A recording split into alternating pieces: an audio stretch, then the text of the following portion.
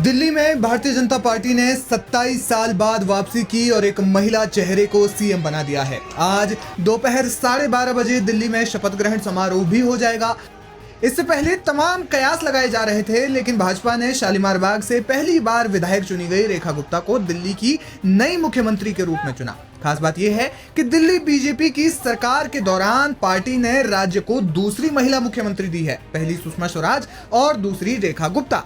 इस एक दांव से भाजपा को दिल्ली में कई फायदे एक साथ हो गए हैं। इसलिए जानते हैं कि रेखा गुप्ता को सीएम बनाने के साथ भाजपा ने कितने समीकरण साधे।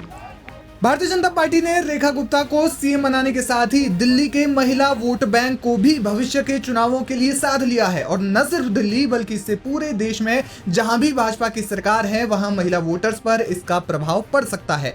दिल्ली के इस चुनाव में महिला वोटर्स का दबदबा रहा है। माना जा रहा है कि भाजपा ने महिला चेहरे को सीएम बनाकर दिल्ली की जनता के मन में ये विश्वास पैदा किया है कि महिलाओं से जुड़ी जितनी भी योजनाएं सरकार बनाएगी वो योजनाएं पूरी होंगी। केजरीवाल के खिलाफ काउंटर मूव। सियासी जानकारों का मानना है कि महिला चेहरे को सीएम बनाकर बीजेपी ने अरविंद केजरीवाल और पूर्व सीएम आतिशी का तोड़ निकाल लिया है। आम आदमी पार्टी के 10 सालों के कार्यकाल के दौरान इतना तो समझ में आता है कि केजरीवाल एक अच्छे राजनेता हैं, वे मुद्दों को समझते हैं और उन्हीं के आधार पर वार पलटवार भी करते हैं। लेकिन माना जा रहा है कि एक महिला को सीएम बनाने के बाद केजरीवाल को नाप तोलकर वार पलटवार करना होगा। ऐसे में माना जा रहा है कि बीजेपी ने केजरीवाल के आगे एक लक्ष्मण रेखा खींच ली है। इसलिए कई जानकारों का कहना है कि सदन में आतिशी को विपक्ष की नेता बनाया जा सकता है। ऐसे में दिल्ली विधानसभा में आने वाले वक्त में सियासत की सरगर्मी बेहद दिलचस्प होने के आसार हैं।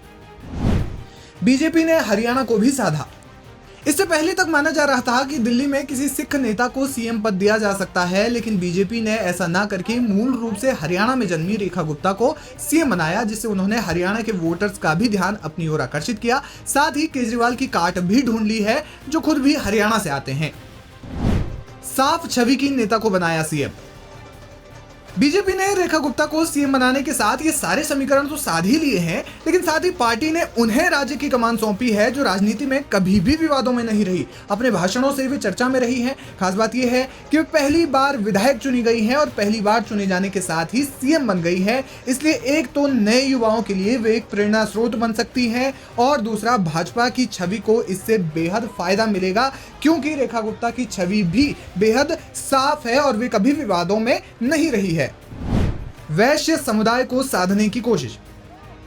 भाजपा ने रेखा गुप्ता को दिल्ली का सीएम बनाकर वैश्य समुदाय के मतदाताओं को भी साधने की कोशिश की है। रेखा गुप्ता वैश्य समुदाय से आने वाली भाजपा की इकलौती महिला सीएम होंगी। यही नहीं, वह वैश्य समुदाय से आने वाली एकमात्र सीएम भी होंगी। विश्लेषकों की माने तो रेखा गुप्ता को सीएम बनाकर भाजपा ने दिल्ली ही नहीं बल्कि पूरे देश के वैश्य समाज को साधने का प्रयास किया है। तो ये कुल मिलाकर इतने समीकरण थे जो बीजेपी ने साध लिए हैं। आपका इस पर क्या है कहना, हमें कमेंट सेक्शन में जाकर जरूर बताएं।